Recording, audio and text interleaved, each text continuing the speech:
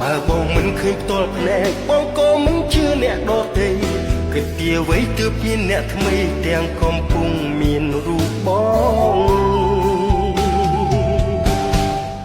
យើងជាសង្សារអ្នកណាក៏ដឹងហេតុអ្វីម្នាក់នឹងធ្វើជាមិនដឹងបើគ្រប់ពេលអូននៅក្បែរបងឬក៏អូនគួរហក់គេ